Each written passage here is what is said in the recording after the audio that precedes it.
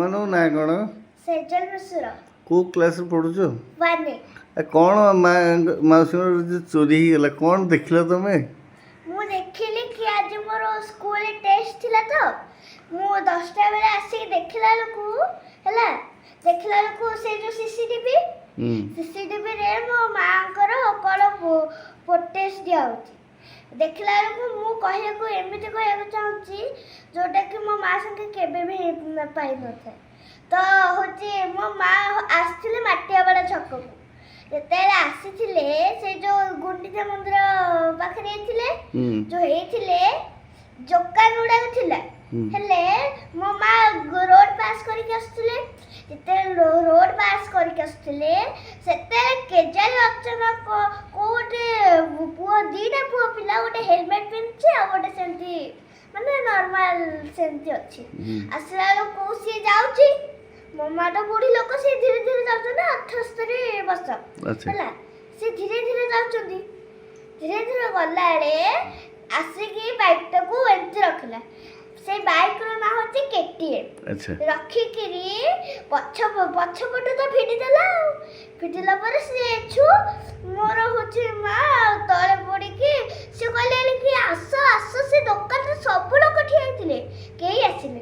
ଆଚ୍ଛା କ'ଣ କରାଯିବ ଏଥର କରାଯିବ କିଏ ବିପଦରେ ପଡ଼ିଲେ ସହଯୋଗ ଦରକାର ନା ଦରକାର ନାହିଁ? ତାଙ୍କୁ ସଜା ବିଲକୁଲ ଦରକାର।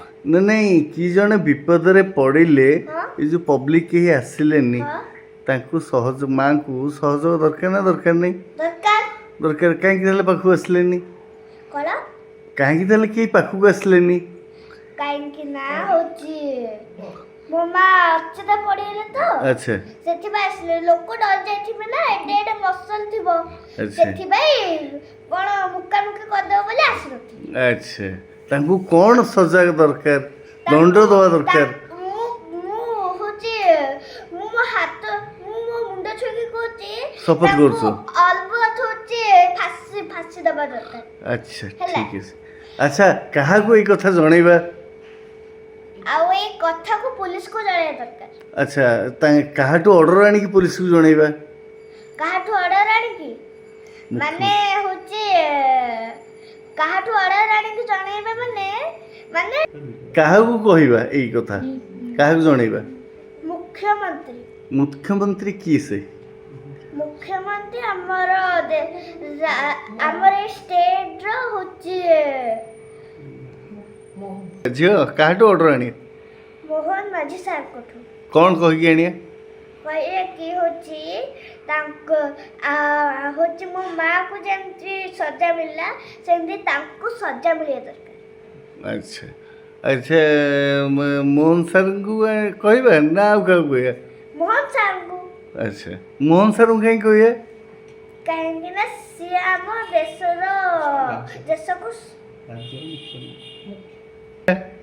କାହିଁକି ନା ସିଏ ଆମର ରାଜ୍ୟର ମୁଖ୍ୟମନ୍ତ୍ରୀ। ଆଚ୍ଛା ଆଉ କିଛି କହିବେ? ହଁ। କ'ଣ କହିବେ? ମୁଁ କହିବାକୁ ଚାହୁଁଛି କି ଯେତେବେଳେ ମୋ ମା ପଡ଼ିଲେ KTM ବାଇକ୍ ବହୁତ ସ୍ପିଡ୍ ଥାଏ ନା, ସେଥିପାଇଁ ସିଏ ତଳେ ପଡ଼ି ଯାଇଛନ୍ତି। କୁହ। ମୁଁ ଆମ ଚ୍ୟାନେଲକୁ କାହାକୁ କେମିତି ଜଣେଇବ?